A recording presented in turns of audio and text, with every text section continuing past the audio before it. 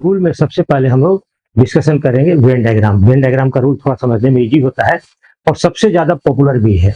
अगर वो समझ जाते हैं तो फिर मैं रूल भी बताऊंगा आपको, क्रिटिकल मेथड भी बताऊंगा।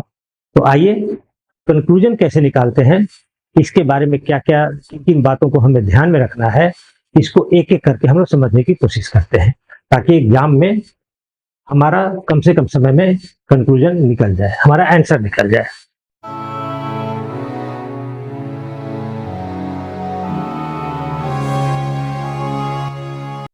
समरी के रूप में फिर से रिपीट करने की कोशिश करते हैं ताकि सारी बातें आपके दिमाग में अच्छी तरह से बैठ जाए। स्टेटमेंट अगर हो ऑल ए आर बी, हमारे पास दो डायग्राम होंगे। ये डायग्राम हुआ मिनिमम ओवरलैप का, इसको बोलेंगे बेसिक डायग्राम या प्राइमरी डायग्राम। ये ऑल्टरनेट डायग्राम होगा या सेकेंडरी डायग्राम। दो डायग्राम हमारे पास है ऑल ए आर बी के लिए। तो ए इज बी, तो ए इज बी के लिए हमारे पास सिर्फ एक ही डायग्राम है, दूसरा कोई भी डायग्राम नहीं बनेगा, इसीलिए बेसिक डायग्राम ही एक ही, सिर्फ बेसिक डायग्राम ही बनेगा, कोई अल्टरनेट डायग्राम नहीं बनेगा या कोई भी सेकेंडरी डायग्राम नहीं बनेगा। ए आर बी के लिए ये मिनिमम ओवरलैप का डायग्राम है, तो ये हो गया आपका प्राइमरी डायग्राम या बेसिक डायग्राम। ये हो गए सारे सेकेंडरी डायग्राम या alternate diagram. Some A are not B के लिए हमारे पास ये बेसिक डायग्राम हो गया मिनिमम ओवरलैप का। एक्चुअली मिनिमम ओवरलैप का डायग्राम ये हुआ, हम कंक्लूजन निकालने के लिए इस डायग्राम को यूज करेंगे बेसिक डायग्राम या प्राइमरी डायग्राम के रूप में। बाकी सभी डायग्राम की भी जरूरत पड़ेगी हमें, कहाँ कब जरूरत पड़ेगी, कब हमें बनाना है, हम लोग जब कंक्लूजन की चर्चा करेंगे तो क्लियर हो जाएगा।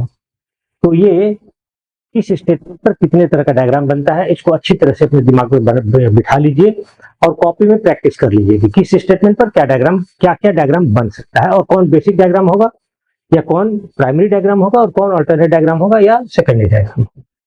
सेकेंड,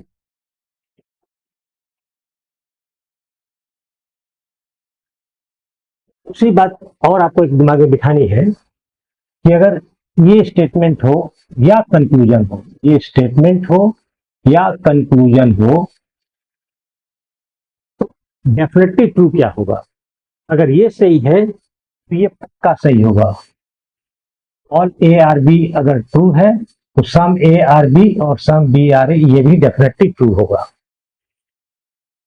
ये डेफिनेटली फॉल्स होगा।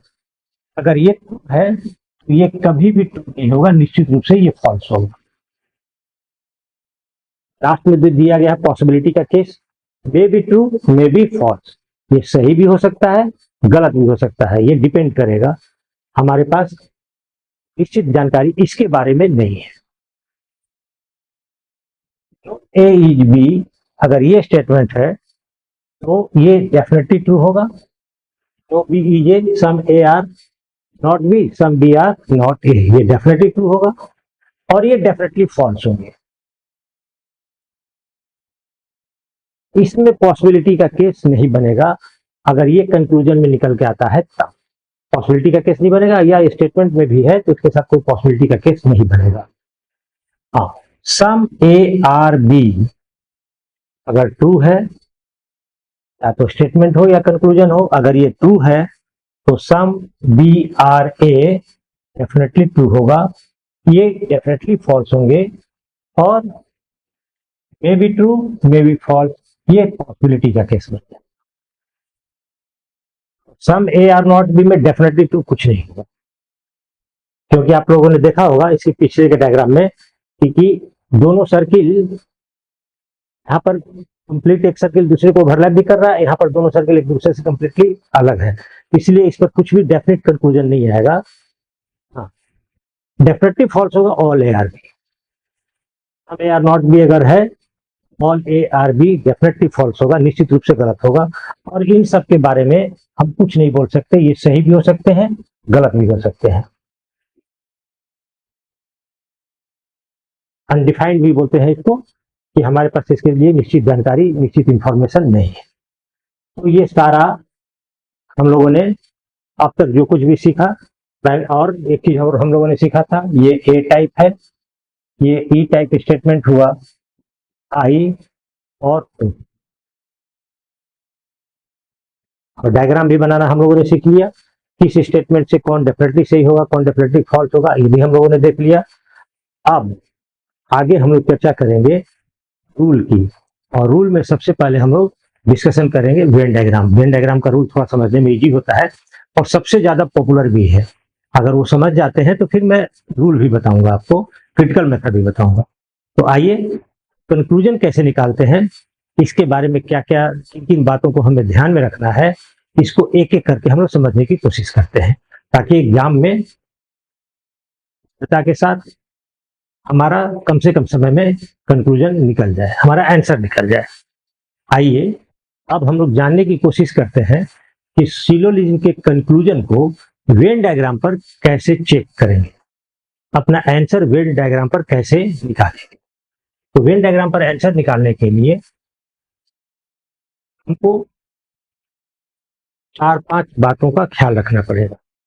और ये 4-5 बात कौन कौन से हैं? तो पहला तो ये है कि सबसे पहले कंक्लूजन चेक करेंगे प्राइमरी डायग्राम पर या बेसिक डायग्राम पर। Conclusion must be checked on primary diagram. तो कंक्लूजन को चेक करने के लिए दिए गए स्टेटमेंट के आधार पर हम लोग प्राइमरी डायग्राम बनाएंगे, पहला काम। सेकेंड, अगर कंक्लूजन एफर्मेटिव है, स्टेटमेंट नहीं, कंक्लूजन अगर एफर्मेटिव है और ट्रू है, ट्रू है प्राइमरी डायग्राम पर, तो ये कंक्लूजन ट्रू होगा। अगर कंक्लूजन एफर्मेटिव है और प्राइमरी डायग्राम पर ट्रू है, तो उस कंक्लूजन को हम सच मानेंगे। रूल 3, अगर कंक्लूजन एफर्मेटिव है और प्राइमरी डायग्राम पर फॉल्स है या गलत है, उस कंक्लूजन को हम लोग गलत मानेंगे। और कंक्लूजन अगर निगेटिव है, क्योंकि कंक्लूजन दो ही होगा, अफर्मेटिव होगा या निगेटिव होगा। कंक्लूजन अगर निगेटिव है और प्राइमरी डायग्राम पर फॉल्स है, कंक्लूजन होगा। और पांचवा और अंतिम, ये थोड़ा सा का ज्यादा अटेंशन डिमांड करेगा, रूल 5। रूल 4 तक में बहुत इजी है और 80% क्वेश्चन आपका सही बनेगा, लेकिन रूल 5 भी बहुत इंपॉर्टेंट है। अगर 100% एक्यूरेसी के साथ बनाना है तो इस पर थोड़ा विशेष ध्यान देना पड़ेगा। रूल 5 क्या बोलता है कि if the conclusion is negative, यदि कंक्लूजन निगेटिव है और ट्रू है, तो हम उसको ट्रू नहीं मानेंगे। क्योंकि यहां तक हम लोग चेक कर रहे थे, प्राइमरी डायग्राम पर अगर सही है तो हम लोग सही मान लेते थे, प्राइमरी डायग्राम पर अगर फॉल्स है तो फॉल्स मान लेते थे। लेकिन ये कंक्लूजन नेगेटिव है और ट्रू है किस पर? प्राइमरी डायग्राम पर, तब हम इसको ट्रू नहीं मानेंगे। फिर इसके लिए हमको बनाना पड़ेगा सेकेंडरी डायग्राम। सेकेंडरी डायग्राम पर भी ट्रू होना चाहिए, प्राइमरी डायग्राम पर भी ट्रू होना चाहिए और सेकेंडरी डायग्राम पर भी ट्रू होना चाहिए। मतलब सारे डायग्राम पर अगर नेगेटिव स्टेटमेंट ट्रू होगा तब हम इसको ट्रू मानेंगे। अब ये यूज कैसे करेंगे, इसको एक एग्जांपल से समझने की कोशिश करते हैं, तो सारी बातें आपको क्लियर हो जाएंगी। एक स्टेटमेंट हम लोग लेते हैं, all pen all pens are books.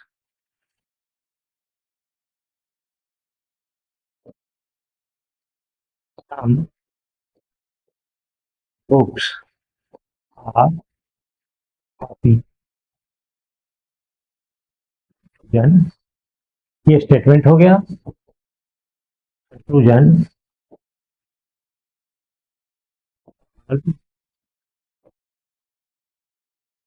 Pens R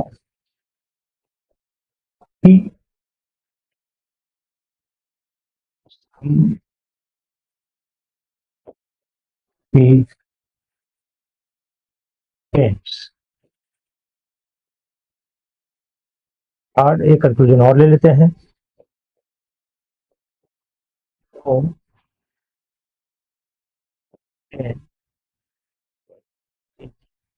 A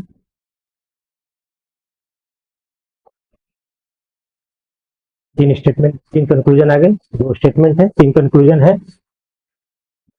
कौन क्या बोलता है कि सबसे पहले हमको क्या बनाना पड़ेगा, प्राइमरी डायग्राम इन दोनों स्टेटमेंट को लेकर। तो ऑल पेन्स आर बुक्स, ये सपोज पेन का सर्किल है और ये हो गया बुक का सर्किल।